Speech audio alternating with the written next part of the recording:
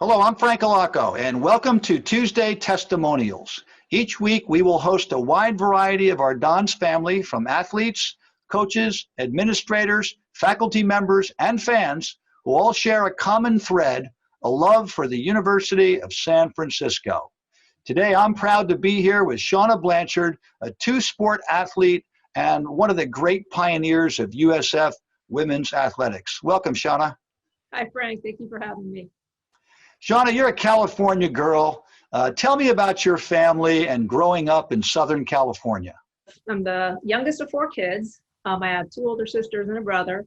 My mom's actually from Hawaii, and she grew up born and raised in Hawaii. And she studied there at the University of Hawaii to be a nurse and was a nurse for many years at a hospital, and then actually got a job working as a school nurse in high school and worked there for 30 years until she retired. My dad is born and raised in California, but he actually found his way over to Hawaii, loved the state there, and was a football player at the University of Hawaii. And he also studied to be a teacher. So he was a professor, and he was also a really good athlete and was a coach of many sports. So I know that your dad was your coach a lot of the years, and I know coaching your own children is always such an interesting dynamic. How did you like being coached by your dad? For me, it was special. I love being coached by my dad. I think it made our relationship that much closer because everything, we did involve soccer, and he coached me actually from the time I was like 8 years old, my second ASO team, all the way through high school. It also just made me bond really close with my dad. I didn't really have the problem like with some kids have with separating coach and parent. He was always kind of both at the same time to me. And he was always harder on me, which was good in a sense because then they could never say favoritism, but it also pushed me to be better as well. So I really, really cherish those times I got to spend with my dad. Well, and he sure motivated you, and you became a great player. You made All-League at Claremont High School for 4 straight years and made the California Interscholastic Federation All-State team 3 years in a row. Tell me about your competitive high school experience. Well, high school we had a fantastic high school team. And the best part about our high school team was it'd been the same girls I'd grown up with ever since I was like 7 and 8 years old playing ASO together. My dad had coached a lot of those girls. He was the one that he made the first club team for girls in Claremont. And we took that team and played club for many years. So by the time we got to high school, our team was really good because the club scene was really competitive at that time. He took over coaching at Claremont High School the year that I was a freshman. We went from a team that I don't think they had placed very well. We went to second place. Then we won league the next year, and then my junior year we won not only league but we won CIF, and that was a fabulous year. And our team was just really close, connected, and that's a team I'll always remember. So I know your dad was a coach at Claremont College. Did he feel like he had the inside track on you for recruiting? How did USF talk you away from dad? It's funny because I actually, when I did put applications out, I really wasn't thinking I was going to go anywhere. I thought I was going to just go to the Claremont colleges and play for my dad. And it wasn't something, I love playing for my dad. I would have loved to play for him over there, but they were a third division team. And my dad, kind of knew that I wanted to go away. So he really made it my decision. I had gone on a trip to USF. Eric invited me to come up for a trip to come visit the campus. And at the same time, I went up and I visited Stanford too. And I didn't see the coach at Stanford, but Eric took the time out, showed me all around, told me about the program, told me about the men's program, and we're hoping to build a women's program the same way. And I just felt, the efforts that Eric made, I felt like he wanted me more than anybody that was recruiting me. And he, I know he couldn't offer me any true scholarship money my freshman year, but he worked really hard to get me academic scholarship money. I got the president's scholarship, and I'd also won a Ford Pele soccer scholarship, so that helped as well. But Eric was mainly the tipping point for me. He's the one who put all the effort in, and I trusted him, and he came through. He came through every year for me. By the time I was a senior, he had got full tuition for me. So I'm really glad I made that choice. Oh, that's great. And I know you took your academics quite seriously. You were an amazing student. You graduated magna cum laude. Tell me how you were able to achieve the amazing balance from being an outstanding student and an athlete. Oh, thanks. Well, at a young age, my parents had always placed academics as important. It was, they went to college. All four of all four of us, my siblings went to college, and they always instilled in us that you need to work hard. And it wasn't even like a given. You were going to go to college. It wasn't like a choice you really had in my family. And so I had always worked hard and studied hard, but what really helped me was all the values I learned playing sports. I just put those into the academics, working hard, worked hard in my academics. I always strived to be the best, did the same thing with the school. And so the two go hand in hand. They really balance each other out. And your accomplishments on the field are legendary. Two-time team captain. Your name's all over the women's soccer record books, including all-time leading goal scorer, all-time point leader. Do you ever look back with great pride on those accomplishments?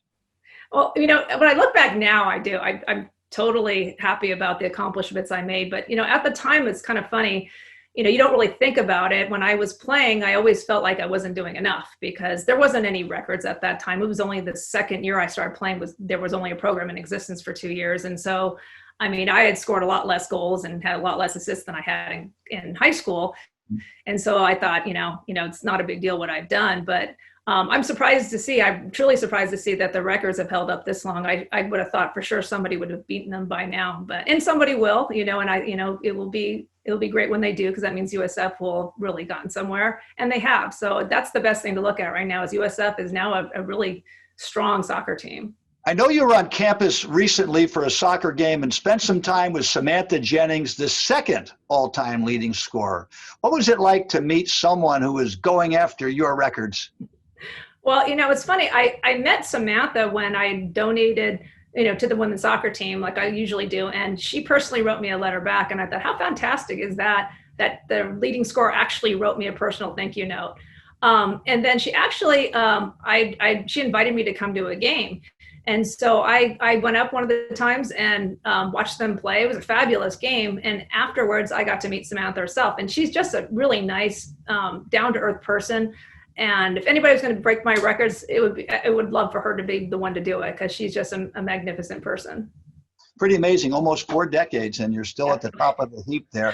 And you're an amazing competitor, and you were known for how hard you played. You gave your best on every possession. How did you give that kind of effort and stay healthy? You started 71 consecutive games. That's mind-blowing to me. Oh, thank you. Well, I love soccer, and it would take something really difficult for me not to play in a game. It would take probably me on death's door not to play in a game. So, I played hard in every game. I was lucky that I didn't get injured in most of the games. I did get injured my senior year, but I was lucky to get through it. It was a tournament we had in Washington. It was one of the first tournaments where we actually got to travel, so it was exciting. And we were playing on that old-fashioned turf, where that just feels like cement with carpet over it. And we were playing Puget Sound, and I planted my foot, and a girl came in and kicked me in the ankle, and I felt like it was pretty bad, but I went out of the game. I think they wrapped it up, and I had to play the next day. And so when I think we were playing one of the Oregon teams the next day, and I remember it hurting pretty badly the whole time, but I got through the game, played the game, and just the rest of the season taped it up and played on it. And so I did find out a couple of years later when that ankle was still giving me some problems, and I had it x-rayed, and they said, oh, you have an old fracture in that ankle. And so I guess I may have broken it back then, but I just love playing. It would have taken a lot for me not to get in a game. Well, and on top of everything you accomplished and you had a full schedule. You played on the USF softball team. How did you make your way to the softball field? When I was in junior high, my soccer friends and their parents were like, let's give these girls a break and let them do something fun. Let's put them in softball for a while. So that was always my for fun sport. I didn't take it as seriously, but when Eric recruited me to come to USF, then he also told Sandy Pearsall, the softball coach, about me. And so when I got there, and she was great. She was really nice. And when I tried out for the team, I made it as the starting left fielder. But I didn't continue with softball for mainly the reason that when the next year I kind of found out when I didn't play soccer all that time, because the softball season was long, it was 52 games, every game was a doubleheader, that I kind of got out of shape for soccer and lost some of my touch. So I figured if I really want to concentrate on soccer, I better just do it full time. And so I made sure I played club the next year after that. But it was a great experience, and I loved the coach. He was just fabulous. That's great. And you won the Ann Dolan Award as USF's top female athlete. You were honored as one of the 75 legends of USF and were the first women's soccer player to be inducted into the USF Hall of Fame. What did those experiences mean to you? They mean a lot. I mean, I'm very honored and proud to have won those awards. I didn't, at the time when I won the Ann Dolan award, I didn't really even know about her. I found out more about what a fabulous person she was and how much she did for this school. So it was really an honor when I found out who she was. And then to be there at that Legends dinner with all the famous basketball players and everything that everybody knows about, that was really special. So I really appreciate what USF has done for me and the accolades they've given me. So it means a lot. How'd you get into coaching? When I was in Hawaii, since I couldn't play, I figured, it's a good time to coach. So I contacted the director of coaching for the Honolulu Bulls Club. And that's when I started coaching kids over there. And that's actually where I met my husband. He was also a coach in the club. From there, I ended up loving coaching. And my husband was basically over there coaching, but he was also going to school. So he was looking for a place to finish out because I think he wanted to go off the island at that point. And so we went back to California and got married. And after we had some kids, and we were looking at having our kids play soccer. And what basically happened is we were looking at ASO. They were playing ASO.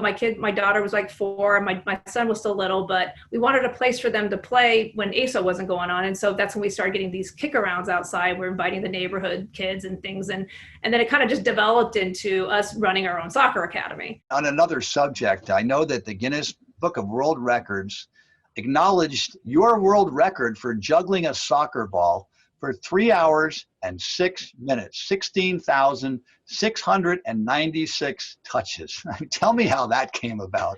So I actually did the juggling at an indoor facility in Riverside. They gave me one whole field to myself, but I pretty much stayed in the same area the whole time, and I did the juggling. And my goal was 10,000 at the time. If I get 10,000, I was going to be happy, because at that point in time, they didn't have anybody in the Guinness Book of World Records that was a girl that did that many.